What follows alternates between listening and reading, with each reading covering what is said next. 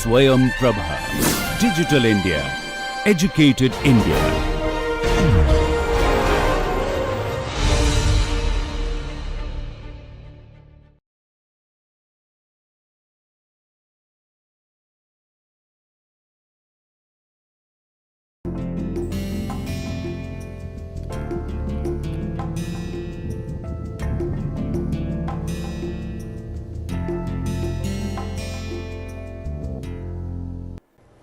Welcome to the course on advanced machining processes. Today I am going to talk about electrochemical deburring processes and the principles of deburring. The organization of the talk is as follows: surface technology, burr definition, types of burrs formed during different manufacturing processes or methods, deburring and electrochemical deburring processes, deburring, electrochemical deburring, applications, and then conclusions. Surface technology and burr definition.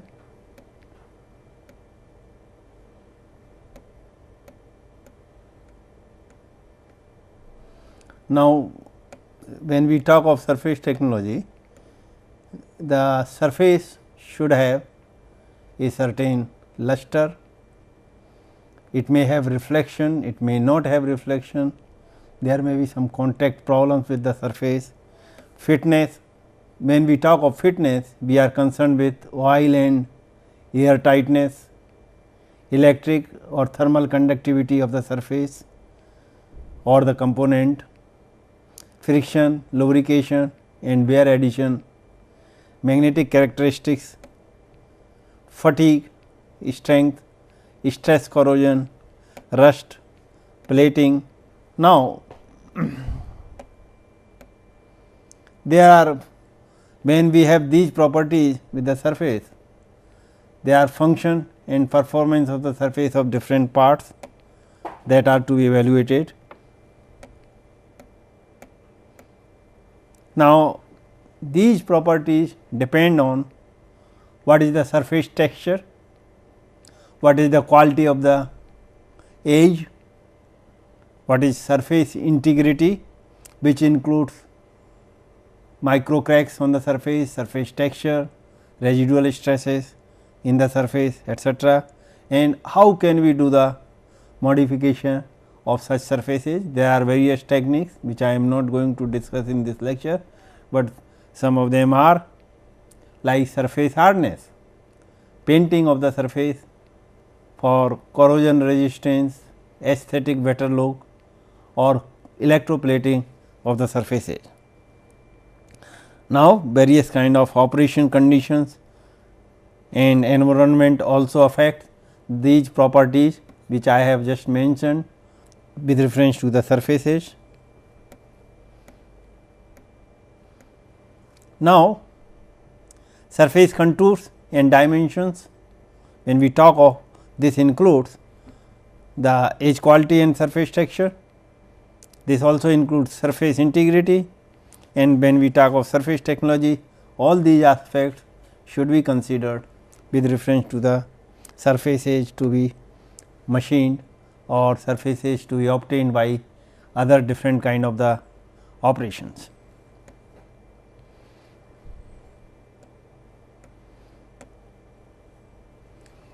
A designer considers the points such as material properties which are based on the functional requirement of the component, form dimensions which depends upon the functional requirement as well as the matching surfaces or other parts, surface finish, etc. Now, the question arises, what about surface integrity and edge quality? Both these are very important aspect of any part, because surface integrity decides the life of the product, and age quality also affects the life of the product.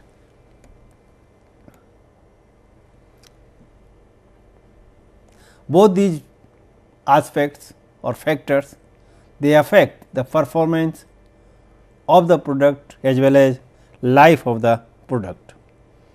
Machining of materials by conventional method is done.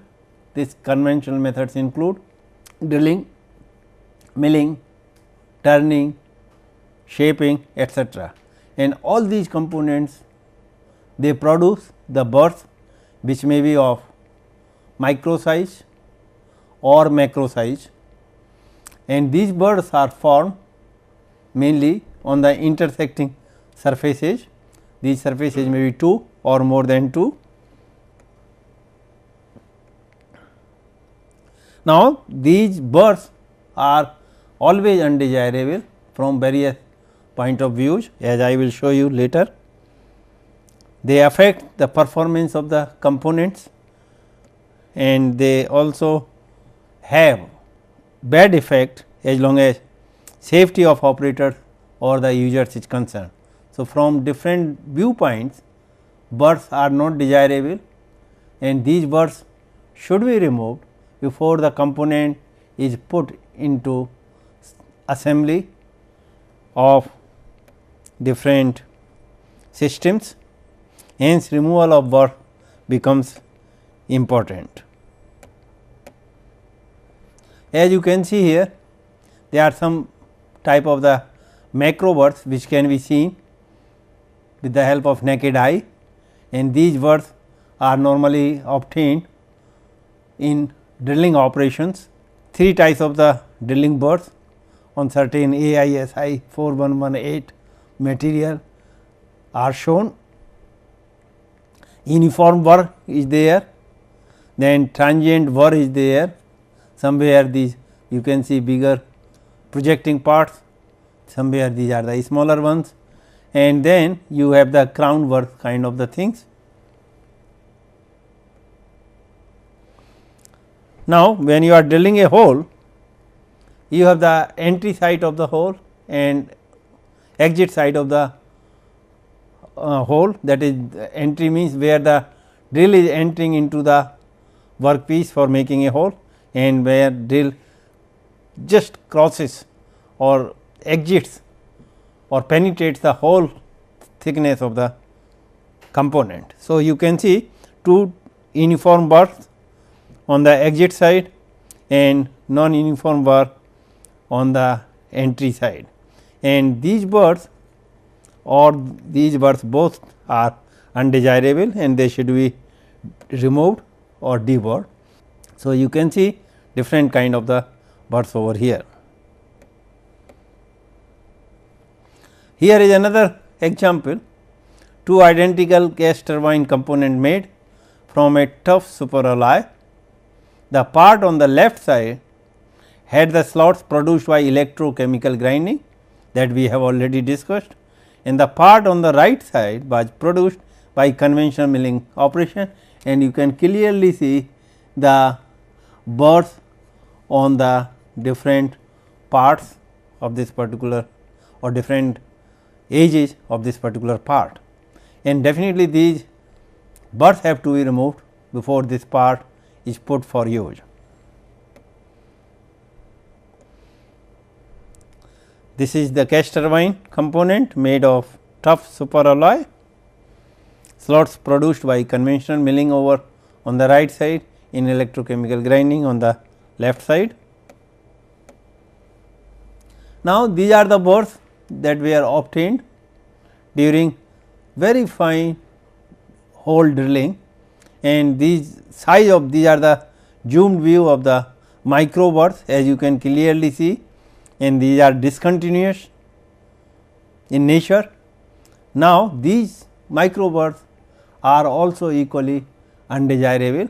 So, they should be removed before putting this part into assembly, and you can see we have the component on the right side where these burrs have been deleted or rather removed, or they have been deburred using another process that is known as magnetic abrasive finishing, that is MAF process.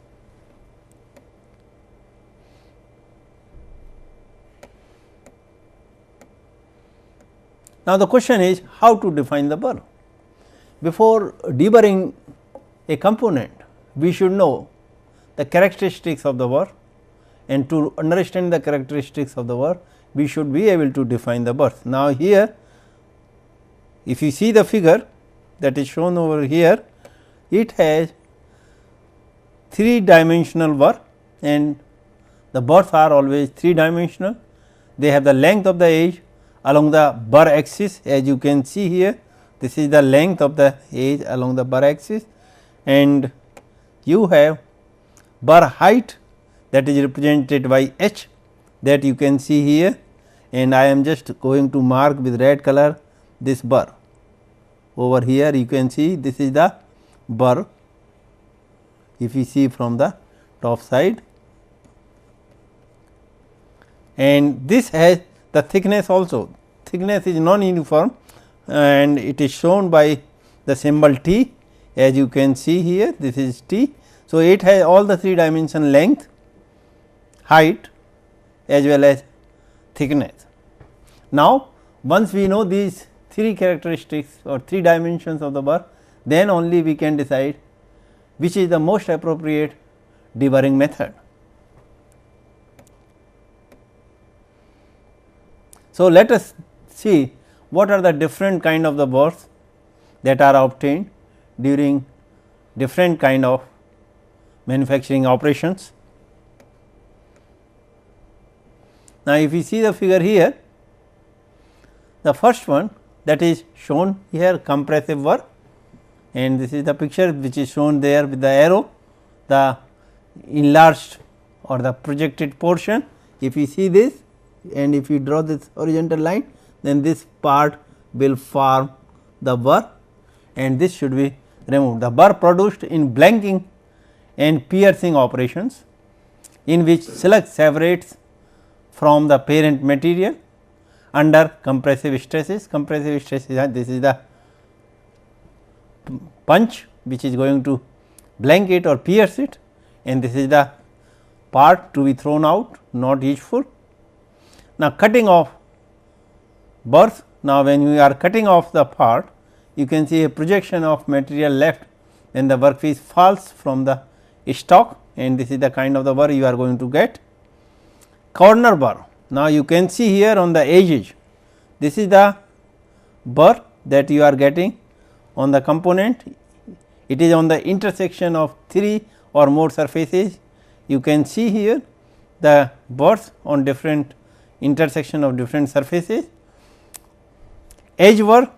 Now, this is the edge burr, and intersection of 2 surfaces you are getting the edge burr, and entrance and exit burr, as I showed in the earlier slides, that when you are drilling a hole, you get the burr at the entry side of the hole and you get the burr on the exit side of the hole. Cutting tool enters in the workpiece, that gives you the entry burr, and cutting tool exits in the workpiece, that give you the exit burr as shown over here.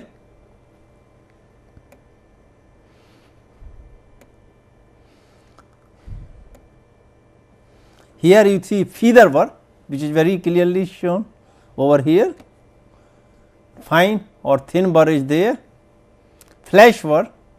Now, portion of flesh remaining on the part after trimming.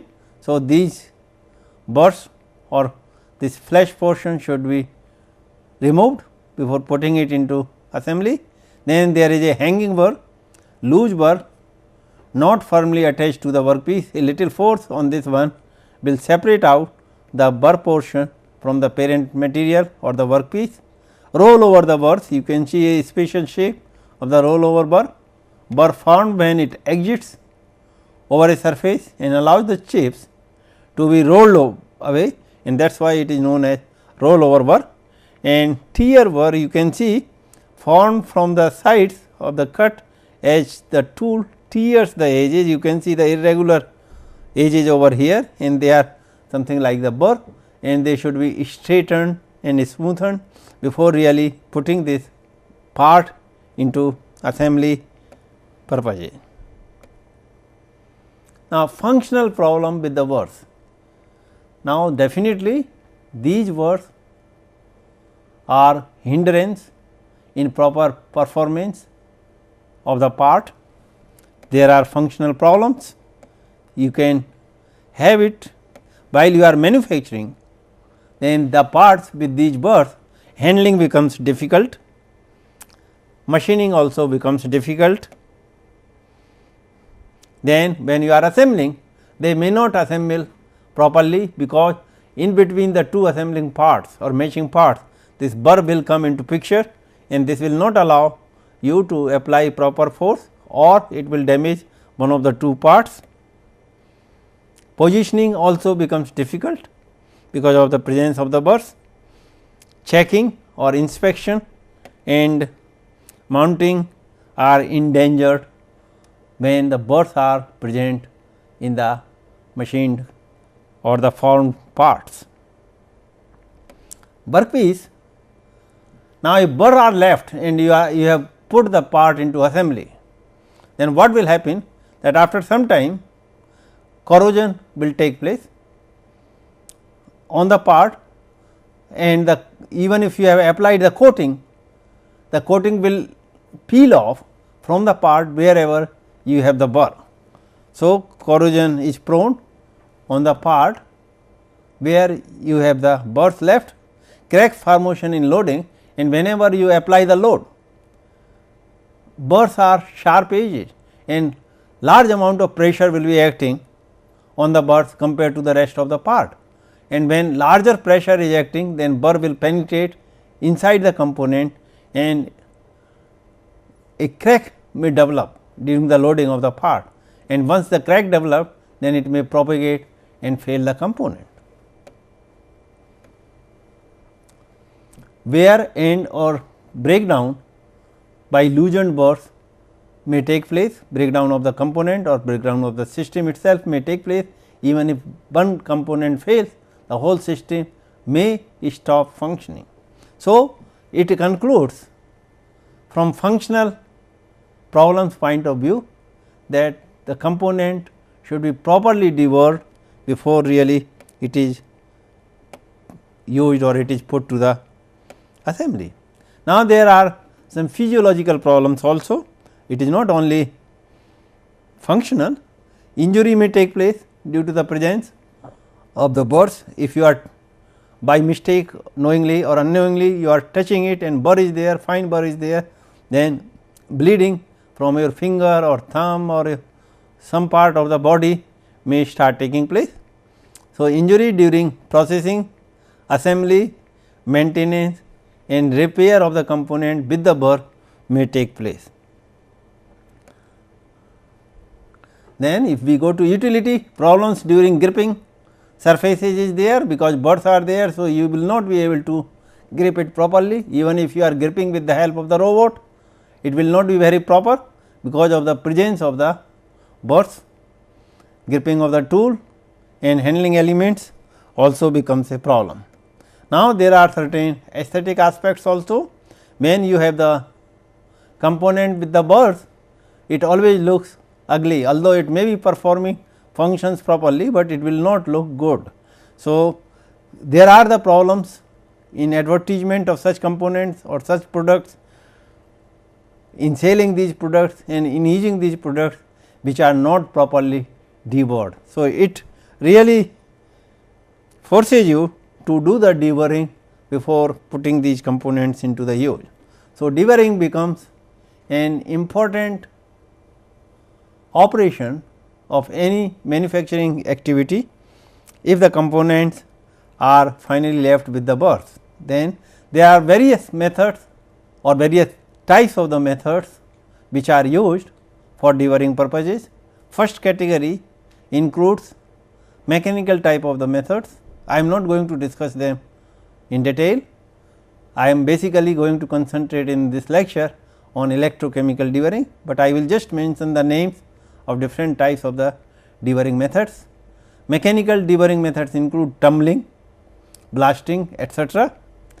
However, mechanical methods after deburring do not give the component with uniformity. So, you have non uniformity or non-uniform removal of the burrs, rate of the removal of the burrs is low, and they may be charged with the grates if the workpiece material is soft. So, that will add additional problem for removing these grits from the components. There are thermal methods which are quite effective, but very expensive. There are magnetic methods, one of them I mentioned earlier today itself, magnetic field assisted deburring method, that is the application of magnetic abrasive finishing process for deburring purposes. Then there is very important, useful and effective method, that is abrasive flow finishing, where it performs the function of deburring apart from finishing operation. And then electrochemical deburring, which is based on electrochemical dissolution principle, which I am going to discuss in detail today. Deburring process. Much of this research and development has now made the transition from the laboratory into the production, and these processes are quite common in medium and large scale industries for deburring purposes. In mechanical, you can have various methods where you are using abrasives for deburring purposes. You apply the mechanical force on the abrasives, and these abrasives remove the burrs from the parent components. You include them, one of them is vibratory finishing, barrel tumbling, spindle finishing, centrifugal barrel finishing, these are the components names, magnetic luge deburring, reciprocal finishing and flow finishing. Then there are other methods. Mechanical includes hand brushing, power brushing, mechanized scraping, then liquid abrasive flow finishing, semi solid abrasive flow finishing. This is what I had mentioned earlier also, this is the same as flow finishing. And then finally, you have abrasive water jet finishing. All these methods are based on mechanical energy, which you are applying for removal of the burr, that is known as deburring process. Now, these mechanical methods, including abrasives, mechanical as such, or liquid or semi solid abrasive flow finishing, they have some problem. It does not produce high edge quality, because fine burrs still remain after mechanical deburring, especially in case of semi solid abrasive flow finishing. This does not hold very correctly, but in other cases yes, it does hold correct. Now, tumbling, you can see here, here is the tumbler, and you rotate this and you put the abrasive particles, as you can see here, and then put the component and rotate at a high RPM. Then because of striking of these abrasive particles on the burrs, they get separated out and you get deburring process performed. This is very good, where you do not really look for very high accuracy, and you do not mind even if micro burrs are left over there. Tumbling machine, to bring out rolled, eased and better edges, giving the surface an antique look.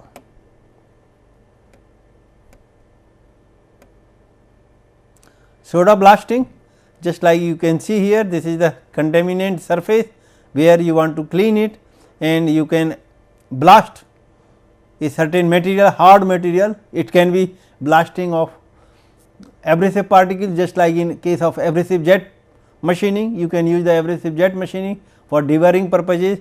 Same similar kind of the thing is shown over here, and you are able to remove the burrs. Soda blasting is a process where a surface is cleaned, rust is neutralized, or coatings of any kind are stripped from a substrate, the surface beneath the material you are trying to remove.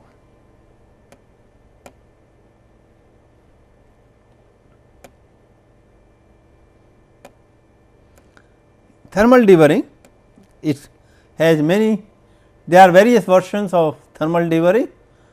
Torch of flame is used for melting out the burrs and then they get separated. Thermal energy method like plasma, hot wire, resistance heating etcetera can also be used for dewering purposes. Then there are electrochemical methods which we are going to discuss in detail. Electrochemical methods can be combined with vibratory, electrochemical barrel, electrochemical centrifugal barrel, electrochemical spindle finishing. These are the various names which I have taken from some industries and they call these different versions of electrochemical dewering by these names depending upon kind of components and other details. I will just show you, this is the chamber which is used for thermal dewering. Here you can see this is the chamber where you place the components to be deburred and then close the chamber and then ignite the gases. Combustible gases are filled in this chamber and you ignite them and then very high temperature reaches instantaneously, and because of that high temperature, high heat content, the burrs which are very thin, very small sections, they get separated out from the parent material.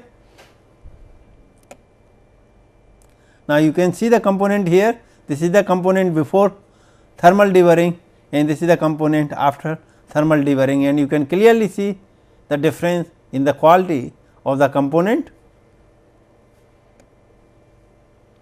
Now, here it is shown dewering with the help of mechanical means. Here is something like a grinding wheel kind of the thing which is separating out the burrs or removing the burrs from each and every tooth of the gear, and definitely as you can see it is going to take lot of time, although it may do quite well. Now, again here you can see the component, this is before dewering. So, you can easily see the burrs over there at different sections over here, and this is the component after dewering, and you can clearly see the difference in the quality of the components, and here are the sources from where these figures have been taken.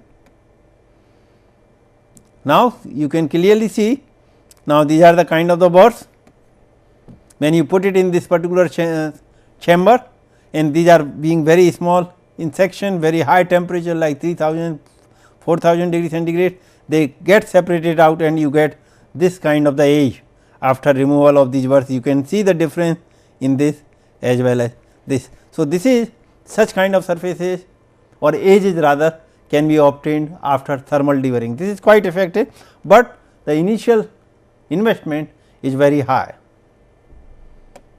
and running expenses are also quite high because you are using combustible gases. Now, how does it work more precisely? You can see here dewering is done in the seconds with thermal dewering system, and this system is available from the Rexroth Bosch. Thermal energy can quickly and easily remove cutting burrs produced by turning. As I mentioned in the beginning, you get the burrs after turning a component or after milling or broaching or grinding, as well as burrs resulting from die casting, they are also easily removed by thermal dewering process. How does thermal dewering burrs? The working principle, pieces to be processed are placed in a pressure chamber, as you can see here also shown over here. In the thermal dewering method, the chamber is filled with the gas mixture and then those gases are ignited by remote control. Suitable combustible gases are hydrogen, methane and other neutral gases which are filled in the chamber. The temperature increases within milliseconds to between 2500 degree centigrade to 3000 degree centigrade when the gas mixture is ignited. Due to their high surface to volume ratio, the burrs on the workpieces absorb radiant heat. This results in an accumulation of heat that burns up the burr. Now, so the burrs get burned out, the resulting oxide is deposited on the workpiece surface, you can easily clean it. So, you can see here the gases are there and you are burning, and this is the chamber where you place the component, you fill it with the combustible gases, and this is known as deburring chamber. Now, effect of gas mixture on the workpiece geometry, burrs are burned out, as you can see here. This is the one which will get burned out, and you can get the edges like this.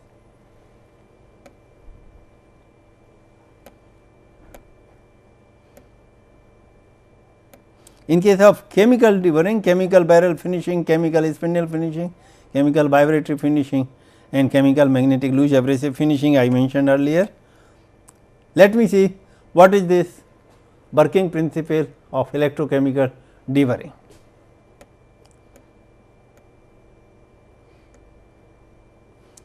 The electrochemical deburring machine tool, it has insulated part, I will show you the figure. Insulated part is there, except a part adjacent to the burr. There you will see that I will show you the figure, that a small part is bare, rest of the part is insulated, and from this bare part the current flows between the burr and the tool, and electrolyte is flowing in between the two. So, that electrochemical dissolution of the burr takes place, because at the burr they are being discontinuous surfaces, you will have very high current density, and the first dissolution takes place of the burrs. Dimensions of bare part of tool and machining time and machining conditions are decided by trial and error method. As you can see here clearly, it shows the working principle as I just mentioned. Say this is the burr as shown over here, and this is the burr on the other side, and this is the tool, whole of this part is insulated. Now, only this is the bare part, when you supply make it the cathode as shown over here, and this is made as anode. So, what happens that here you have the electrolyte in this portion. So, the current starts flowing in this direction, and since high current density is there on the burrs, the burrs get dissolved in a couple of seconds or even less than a second sometimes, and you get a very fine surface like this without any burr. The burr has been removed from here, and you can clearly see this is the workpiece which has been made as anode, and this is the tool as the cathode, and electrolyte is flowing through the gap like this, through this gap, and this is the gap between the burr and the tool, and that decides the magnitude of the current to flow.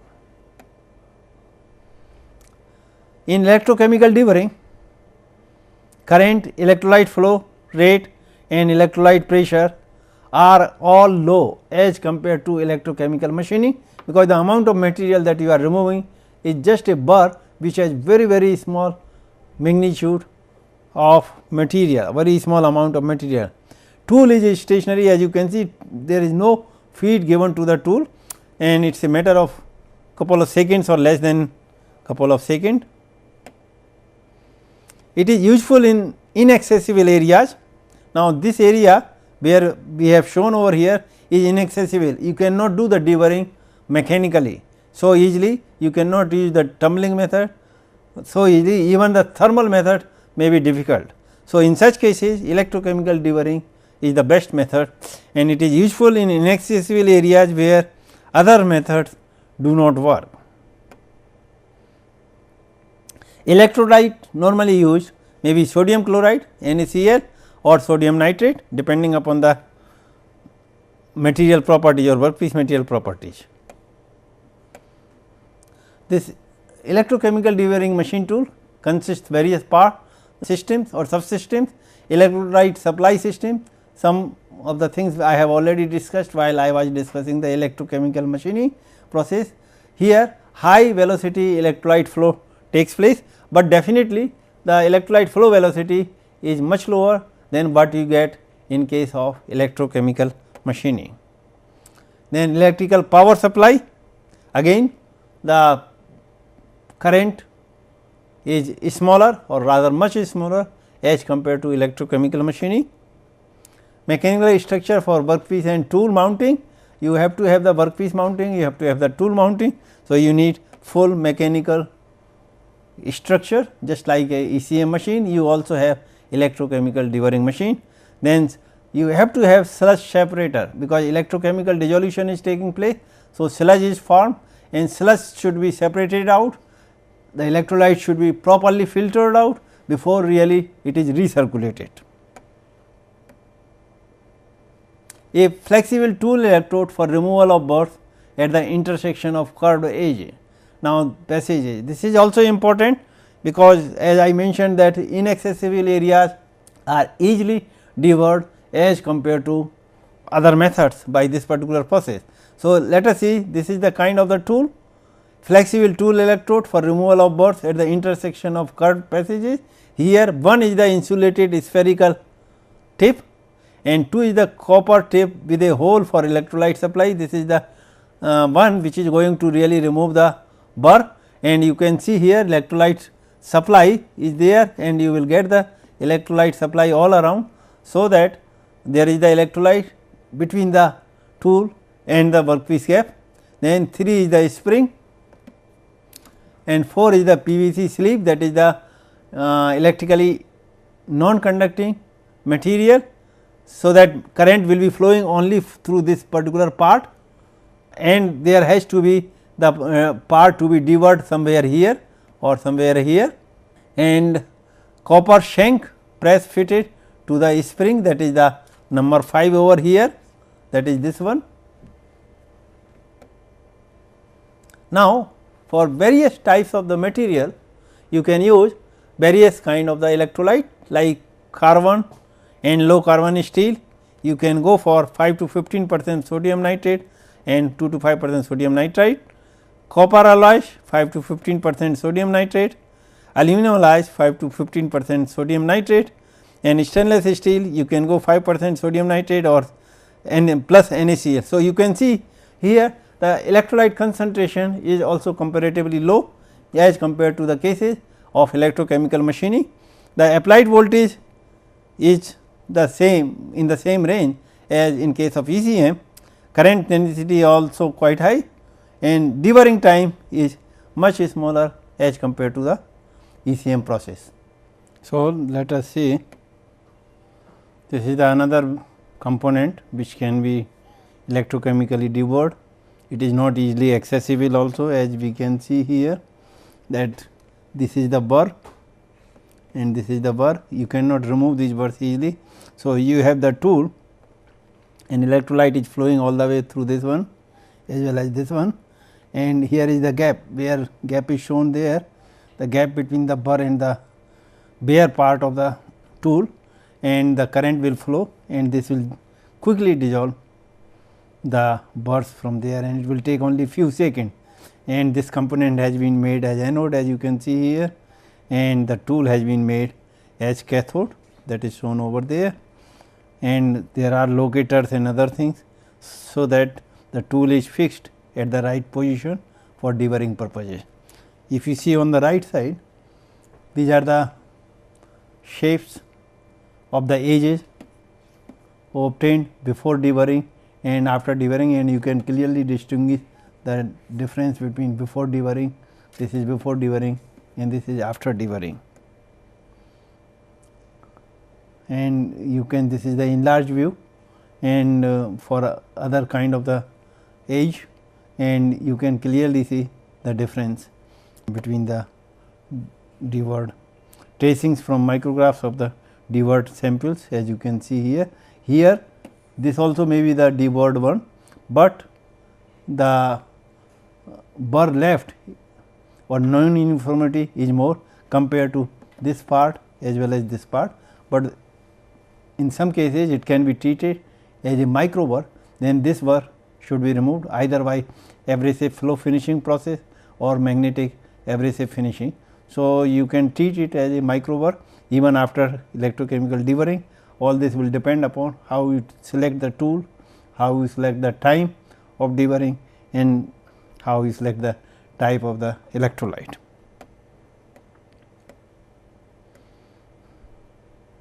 Now, in case of electrochemical deburring machine tools, in place of one component you can debur many components at a time. This will help in increasing the productivity, and same power supply and same electrolyte flow system can be used even for deburring many components at a time.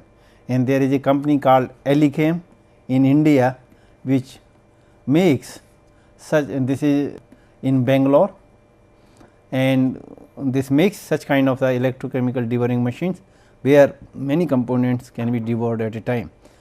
You use a single power supply, electrolyte is recirculated after filtration, removal of the sludge, etc. For proper deburring, burr characteristics should be known, and I have already mentioned to you various features or various characteristics of the burrs. Now, there are various applications of deburring processes. It is very important in biomedical component. Even a micro burr will make the component to fail in case of biomedical application. If that burr is left, it may start bleeding the organs from the organs or the body of the human being, and that will create a problem. Now, consumer appliances are again the components or the products where burrs cannot be tolerated, because it will injure or hurt the users of those appliances, and definitely they will not like such components which create these kind of the problem. Then there are aerospace components, automobile components, etc., where really deburring is very important. Like gears, components where deburring is done is gears, splines, drill holes, etc. I have already shown some of the examples to you for deburring purposes. Now, if component is deburred, it will have higher reliability, reduced operation time, and more uniformity in the performance. You can clearly see the example here. This is the gear made on the gear making machine, this on the left side, and you can see the kind of the burrs left over there, and it is a common feature. And now, after electrochemical deburring, it was done with the help of the IIT technique machine Bangalore, and you can clearly see the difference between the deburred component and the component which is having the burrs.